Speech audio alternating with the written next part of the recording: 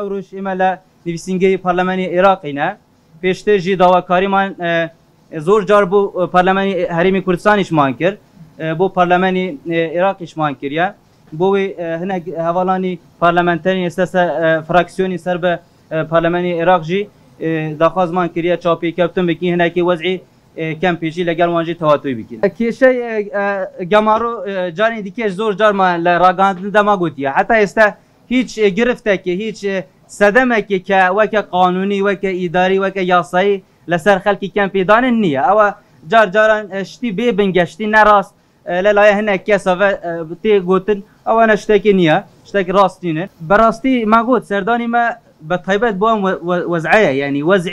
wezî tendurustî wezî komalayetî bi taybet li ew petayê korona da wez zor xirab bû yani dünya êsta hemû hatiye ser xet hawkarî yektir dikine bes bedaxewa biraderên man gemaro li ser man daniye bo wê waya êsta wa 13 mange bi hezaran yani êsta tenha nexweşî şêrpence li 20 nexweş li kempê ziyadtir ne bi hezaran nexweşî kronîk hene wane rojane pêdivîstî bi hatçûyî hewlêr û dewrûber heye bû bitwanin çareserî xwe tendurustî bikin. Bi rastî êsta wezî tendurustî wezî însanî bi taybet li rûyê aborî êsta ew bes çend sala hiç layenekî yani hawkariyekî mirovî li rûyê şarewanî li rûyê komalayetî li rûyê tendurustî li rûyê perwerde bû xelkî kempê nekir yani ew bi rastî karasetekî însanî eger ew berdewam bike li ser kempê Mexmûr durust dibitin. Emro pêşwazîman li webtê jî kampê Mexmûr kir kە نزیکەی 12,000 نەفەر لەو کامپەدا دەژین و معاناتێکی زۆریان هەیە من دەمێکە ئاگادارم کە لە وردەکاریەکانی ئەو مێنێتیانی کە هەیەە و کێشانێک کە هەیەە کە لە ڕاستیدا لەلایەن ئیدارەی هەولێرەوە زۆر ڕێگری و کێشیان بۆ دروست دەکرێت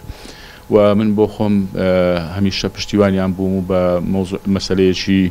هەم نەتەوەیی هەم ئینسانی هەم ئەخلاقی ئەزانم کە پێویستە هەمومان پشتیوانیان بین و دەنگ بەرزکەینەوە و ئەم مەسەلەیە لێ نەگەڕێن ئاوا تێبپەڕێ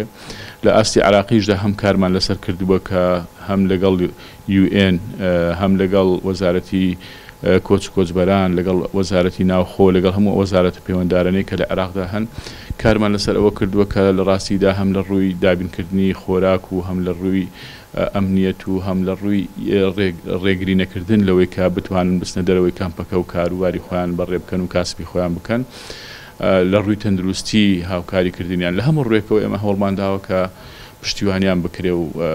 ڕێگریان لێ نەکرێت کە بتوانن ژانێکی ئاسایی بژین بەڵام بەداخەوە تا ئێستا وەکو پێویست نەبووە و ئێستا ئەمڕۆ قسەمان لەسەر ئەوە کرد کە ئەوان یاداشتیشیان هەیە ئێمە پشتیوانی لە یاداشتەکان دەکەین و هەوڵ دەدەین ئەم یاداشتە بگاتە شوێنی خۆی و کاریگەری خۆی دروست بکات بۆ ئەوەی بەهانایانەوە بچن و بتوانن هاوکاریان بن.